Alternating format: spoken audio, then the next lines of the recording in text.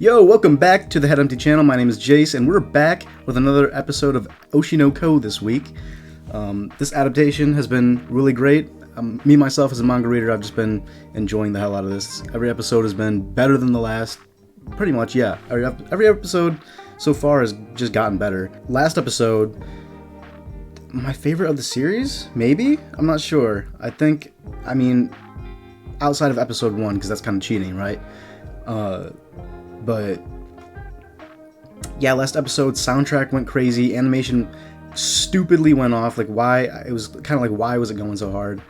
But it was fantastic, you know, you really can't ask for more from an adaptation, and in my opinion, they're going above and beyond with some of this stuff, and they're really having fun with it, which I love, because one of the only complaints I had about the manga was, even though this was my favorite arc of the series, I remember the stage not being able to fully, not being fully immersed, I guess. No, that's not right. I don't know. It's just, now you get to feel it more from the audience perspective. Like, it feels like a play now, as opposed to in the manga, it felt like just your characters acting in the panel, dressed as something else, cosplaying, you know? And so now, I'm really loving, like, the shots we get from the audience, from, like, backstage, up in the walkway thing. Like, we're getting all kinds of stuff, and it's cool because we're looking at this whole stage play arc as, like, you know, we don't care about the plot of the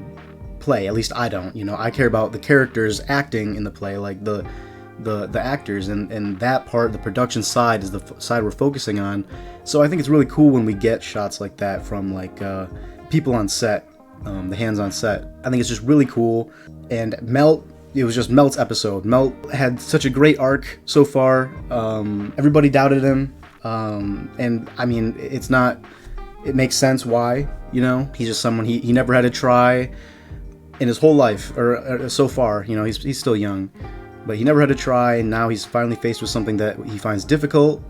And the frustration of it all, of him not being able to get it like all these other people are, all these other genius actors he's surrounded with, all of that really fed into his performance in the end. And I think that's pretty interesting too, how it's not too far off from what we've seen from him in Sweet Today, right? Like, the decent performance he ended up giving on that show in the very last episode was because Aqua pissed him off, right? So he just kind of did the same thing again, but he did it all in this 1 minute, and he's been working hard to achieve that, and through that hard work and the frustration he built up, was able to give that amazing performance just for that 1 minute, you know. And Kamoshida at the end even gave him a little bit of respect. I think Kamoshida's still a jackass. He was saying some crazy shit. I'm not gonna forget that, but it's whatever. I mean, it is cool that Kamoshida, at least, we get that side of him, that he can recognize someone who's put in hard work, because I think he was just kind of assuming that he only got here through his looks, which, true, but Kaburagi kind of had a little bit of faith in him. And I think most of really last episode was the meat and potatoes of it, like the most of what was important happened in, like, the second half of the episode. The first half was just kind of like us seeing the play. Like, this series is about, like, showing the production of things, and so if we got a stage play arc and didn't get to see a good amount of, like, just the play being the play, I think I would be a little bit upset. So I think that I had some complaints about the scenes chosen for the episode and how long they were drawing out to kind of fill the episode, but I think I don't really have those anymore. I think you kind of had to have those in for an arc like this, in a show like this. So I do appreciate that.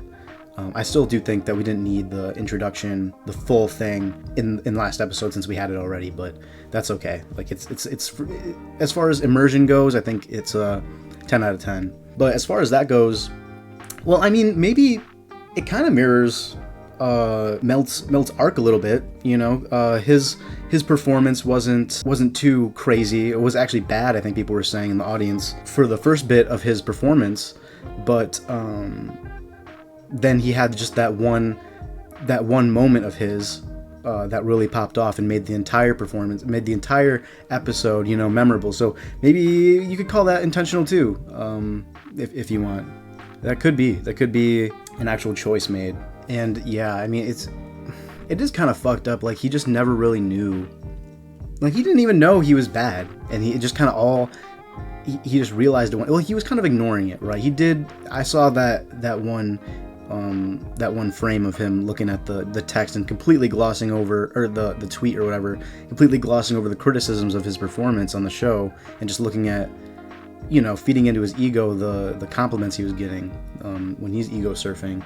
I mean, he didn't care, but he even said that he would have tried harder if someone had just told him. And I think there might have been a little bit of a theme of honesty in the last episode. You know, Kana wasn't very honest on set, and she was kind of just being a yes man for him, and he never got to improve through that. And seeing as it's this show, and so many of the themes revolving around the show revolve around lies, I think that's pretty on brand for this series. I like it a lot.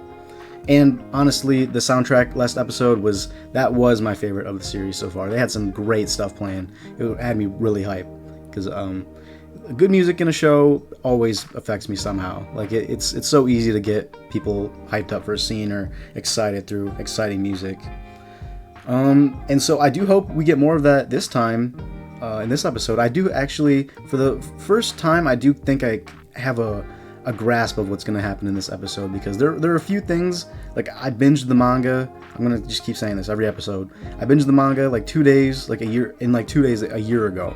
And so I remember loving this arc, but I'm just being reminded of like the parts that I love. But there were specific moments that I absolutely remember, and I think we might get some of that this episode. So, I mean, I'm excited. Let's just get into it. I'm excited. Let's go. If you are feeling so generous, consider subscribing to the channel, liking the video, leaving a comment. How are you enjoying the adaptation so far? If you're not a manga reader, if you are, don't spoil. Just how are you enjoying it? Do you think it's a great adaptation? Do you think it needs to be getting more attention? I personally do. Let me know. And yeah, just that little bit of support helps me a lot, helps the channel grow, and yeah, helps other people see these videos too. So without further ado, let's get into episode 7 of season 2, Sun. Alright, is this where we left off? They took over, right? Yes.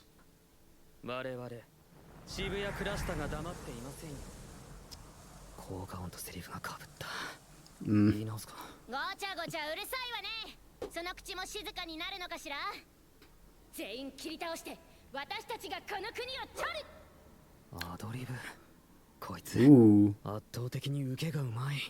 Damn, that looks sick. Reflecting off the blade.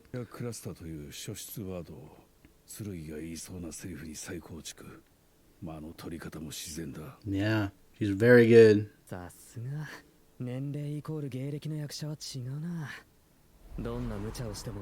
Yeah, she probably has the most experience of everyone here, huh?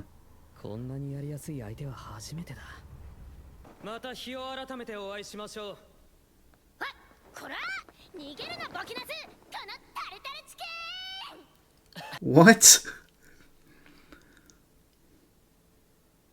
Not chicken with tartar sauce. That was so fucking cool. That was so cool. Is that him? Whoa! I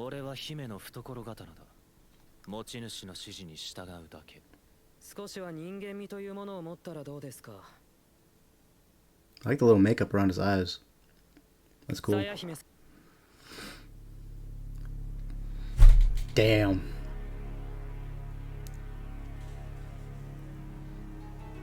Whoa. Right, yes.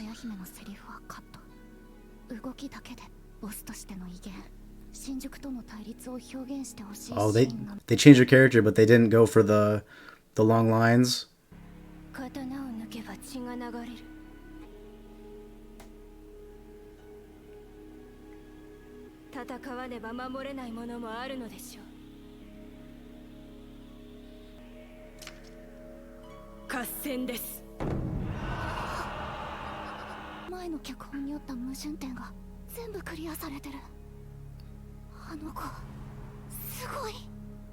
Yeah, they're really building up this face-off. I've been wondering what this guy looks like with that voice he's been putting on. That seems about right.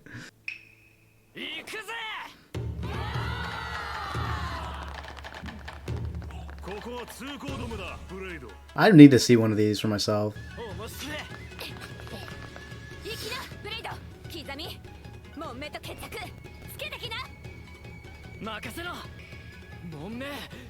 I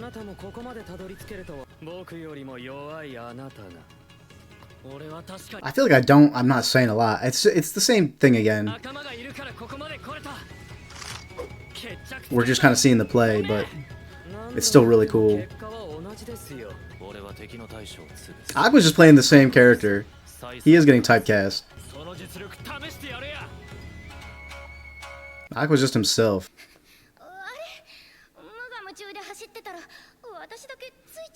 I love Kana's voice actors. She's in my like top 10 maybe voice actors.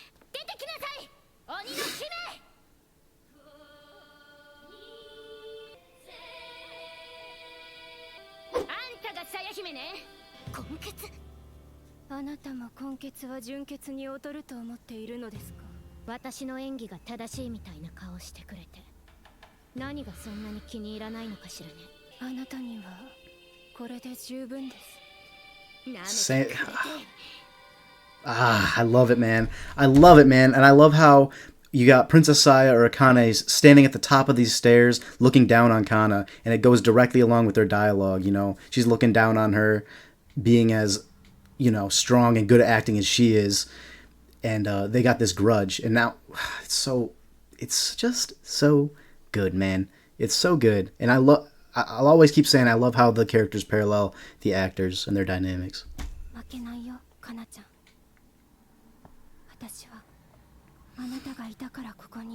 Tell us.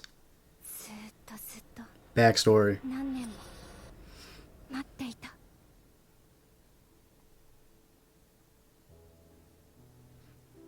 Kana? Wow, the lighting here is beautiful. Wait. Okay, yeah, okay, she's acting.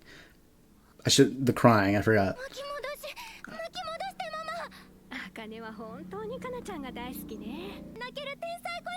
Yeah, that's the baking soda. The bell pepper.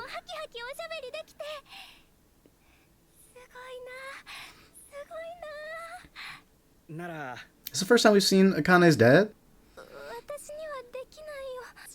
Yeah. This sounds a lot like the Akane that we knew from Love Now. She's so cute, though.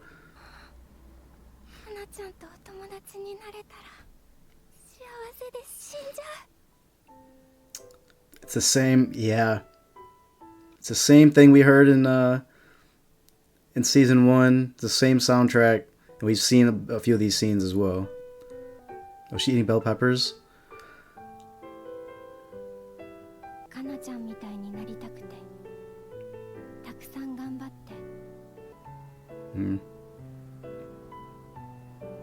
And she wasn't even like considered the standout actor in that scene. She's just skipping past Aqua's stuff.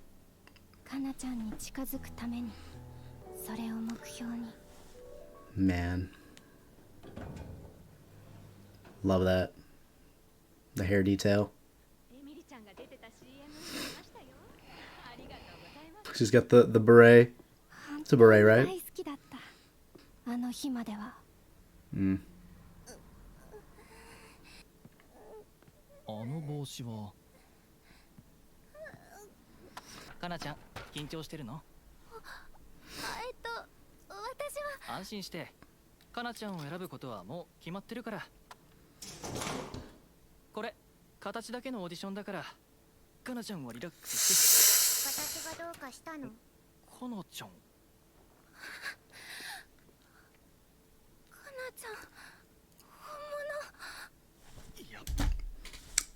Obviously, okay, this guy just fucked up, by the way.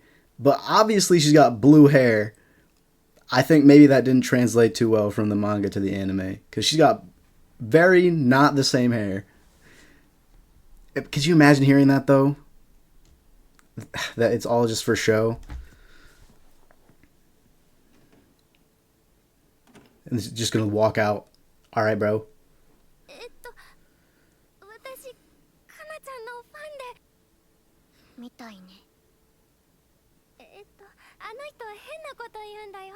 このオーディション、かなちゃんを選ぶことはもう決まってるって。かなちゃんはそんなことしないよね。This is so cool. してたら何なの？知らないなら教えてあげる。こういうの歴レースっていうの。したって体裁で箔をつけるけど、本当は最初から私を選ぶことは決まってるのよ。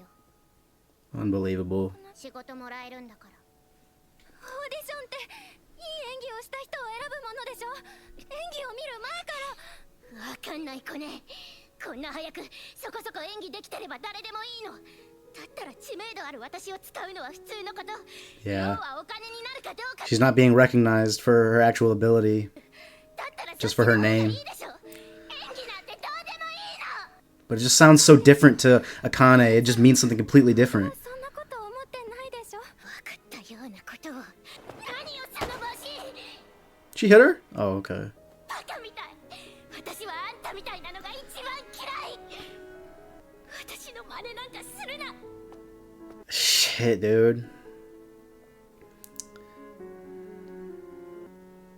That'll do it. Psychology? This is how she got into analyzing roles. This is how she became Batman, because of Kana. たくさん勉強したよ。 The psychology book? Damn, bro. かったんだよね。 OST's crazy, man. でいく仕事。歌とかの方がお金。 Of course. Of course, man. Yes. She analyzes characters, and you think there's going to be this misunderstanding, but she knows Kana so well because she still excels at this.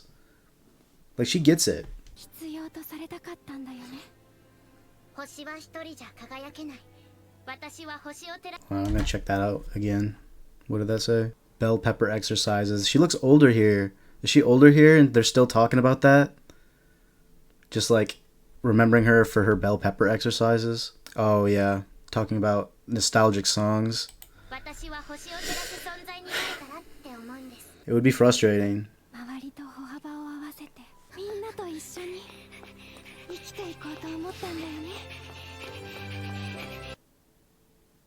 そんなのダメ。 I thought my...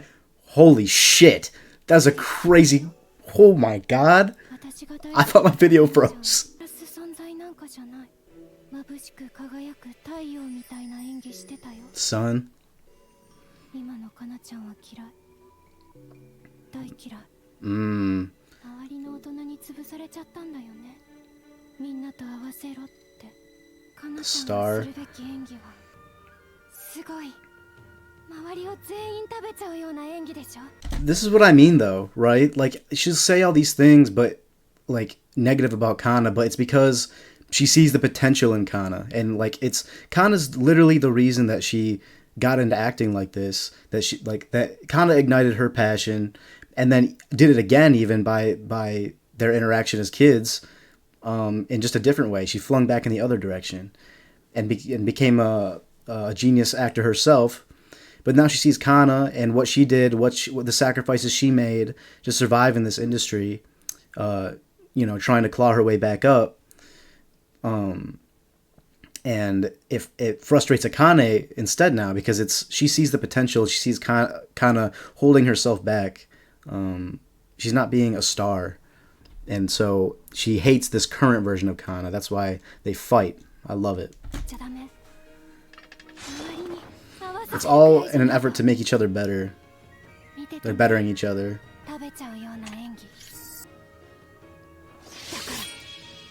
That's a sick way to unsheath the sword.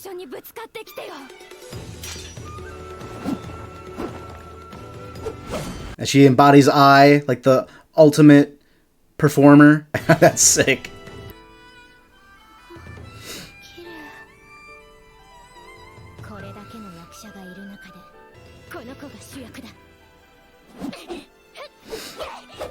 Oh shit. That was sick. And the whole time Kana's playing off of it, this all is just an insane performance. And it looks incredible too.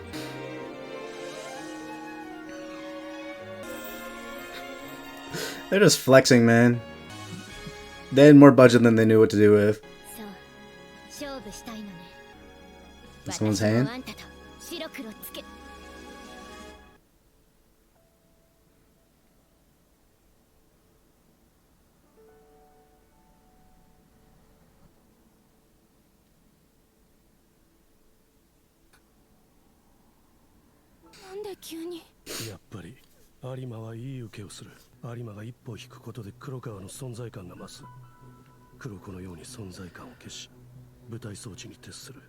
Right, yeah. Just the perfect supporting role. Yeah.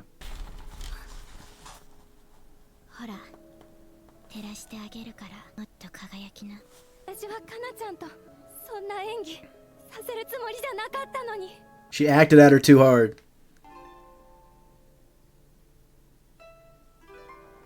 She was so good that Kana couldn't help but recognize how good of a performance she was giving, and wanted to support that rather than her own performance.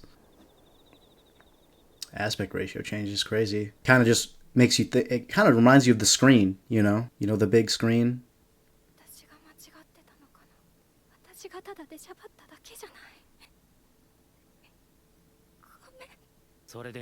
Their voices are so crisp and clear. There's just no background track right now.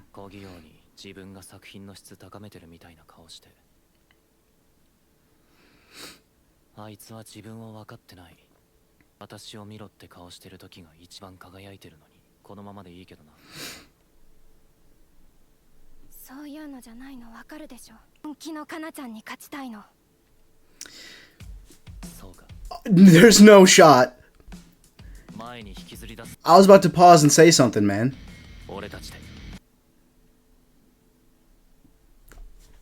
I guess I don't have to. Son. Shit. Okay. Alright. So good. That is the backstory I was awaiting. I don't really remember what happens next, but that backstory hurt me so bad. Let me just quit with this ending. Alright, that was it. We got the backstory. That was episode 7, and it was great. I was waiting for that. They did a great job in this episode adapting that. I hope my reaction wasn't too bad, because that was just one of the parts of the manga that I was really excited to see in the anime. I don't really remember exactly what happens after. I just remember that moment when they meet as kids is just so well written, because it's just from these two different. It takes good writing, like it does, to take two different characters and having them say the same thing to each other, like saying words, and then completely meaning entirely different things, but understandable by their backgrounds. Like, it's so well done, and you really love to see the way that their relationship was revealed. Like, Kana was so harsh to Akane, and she just came off as this egotistical little brat, and she did even back in the day with Aqua, but it makes you think, like, was it really just frustration, you know, not being recognized for her own talent, on her own ability? Like, we saw how much that was important to her when Aqua was on Sweet Today with her. You know, she was talking about that, like, finally I'm being recognized for my own ability. At least something good has come out of me losing popularity, where my name isn't just being used anymore. But that's exactly what was happening on Sweet Today with her, because Kaburagi just being, I don't know, he's just like he's all over the place as an individual in this series. He's kind of like our guy. He's been doing everything for us, but like also he started off doing some fuck shit. So he's interesting. I guess we can try to go chronologically here, even though it was a lot of filling in the space with the play stuff. And even I was wondering, some of the beginning parts of this episode aren't animated quite as crazy as like some of the Melt stuff, and this has been way more built up than the Melt stuff in my opinion. And so it wasn't bad animation. Like, don't even for a second think that that's what I'm saying. The art is fantastic as always. It just looks beautiful, and the animation wasn't bad either. It was just like, it wasn't, doing the same amount of stuff for which it shouldn't. I'm trying to like word this in a way that like it doesn't sound like a complaint, because it's not.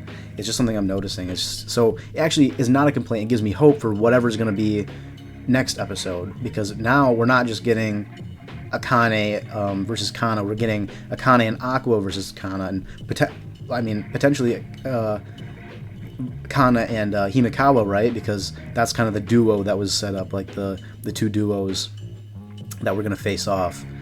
And yeah, we just had an incredible performance. We finally got to see Aqua acting as his character. Really was just the same person with a blue wig on.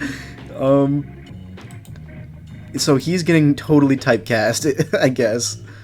The stalker part unintentionally, though, because that had way deeper meaning to him.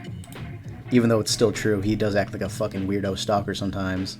Yeah, he's just the gloomy type. Voice acting, crazy. Soundtrack, crazy. I will eventually talk about actual things happening in the episode, but I just want to get out my praises now. The soundtrack for this show, again, if you haven't gone and just listened to it, like, I don't know if these season 2 tracks are out yet on stuff like Spotify, but like, I'll just put on at work the Oshi no Ko soundtrack, and it's just so good. It's so like, it's very unique to Oshi no Ko, as far as like anime anyway. Like, I don't hear music that sounds like the music in this show really anywhere, and it's all really well done music. Like, it's complicated music too, and it's memorable. Like, I hear these tracks and I recognize, I think of scenes when I hear a good soundtrack. A good soundtrack to me, a good OST to me, is one where if I can hear the song, I instantly can think of the scene where it's from. And I already had that a few times in these past few episodes. So just so well done.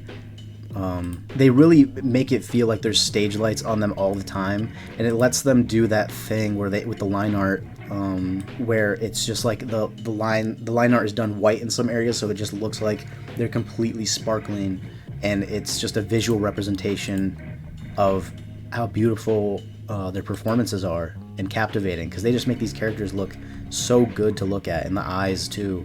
One thing that I think is interesting about Akane's character design is obviously we get that reveal with the hair, which I completely did not even think about that when I first read this, about like that's why she had the short hair. Just a great reveal, great visual, just great imagery in general, and tying it into her character development. It's super good, and it's just some of the most impressive stuff I think in this series so far. Very emotionally intelligent episode, I think, and very nuanced as far as these two characters, because their dynamic is so, it's unique to, well, it's a dynamic that I think I see in a lot of shonen stuff, where you have the two rivals and they're always trying to better each other. And that's why I think it's kind of funny in this season that's we're following this shonen. Maybe that's why they chose a shonen manga to adapt, because the arcs that they knew that they wanted to write these characters in are so, at least these two are so reminiscent of that, and I think it fits really well for the genre of the material they're adapting.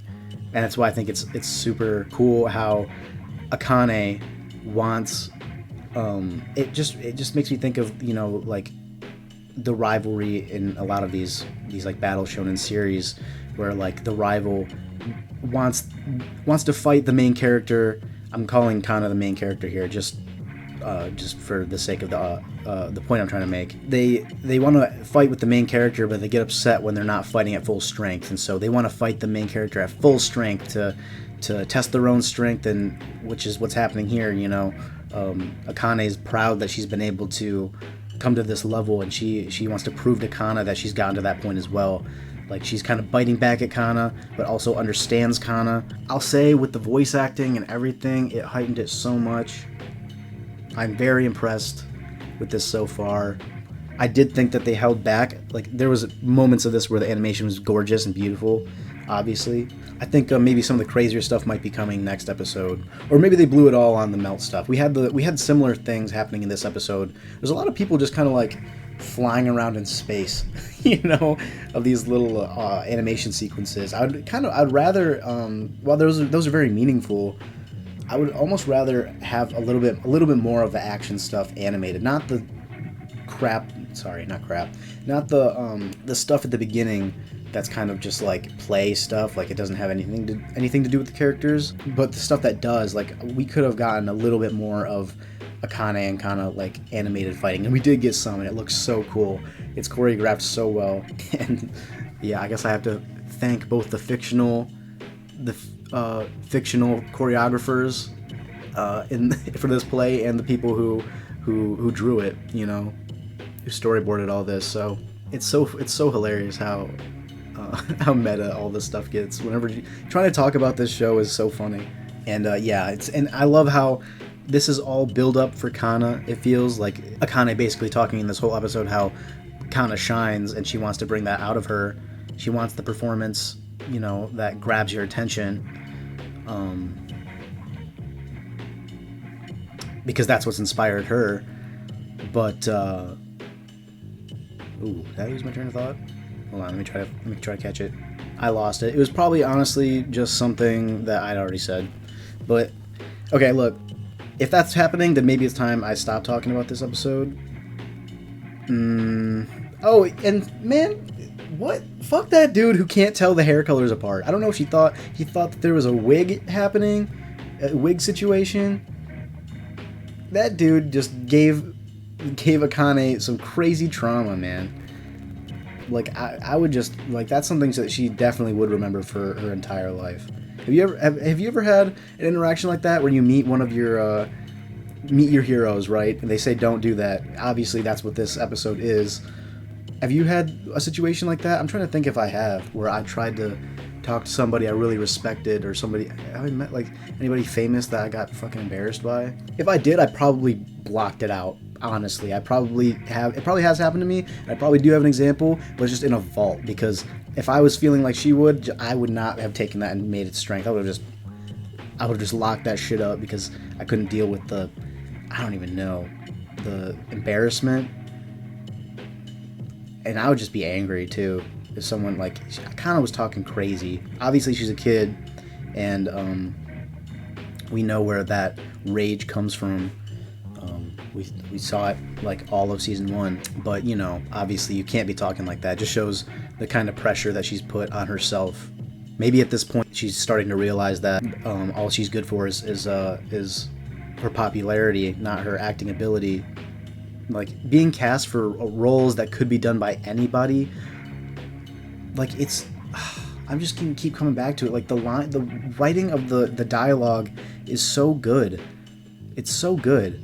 Kana talking about how if like this role could be done by anybody, but she's just being cast for it. She's not getting a difficult role, and that would mean something completely different to someone like Akane.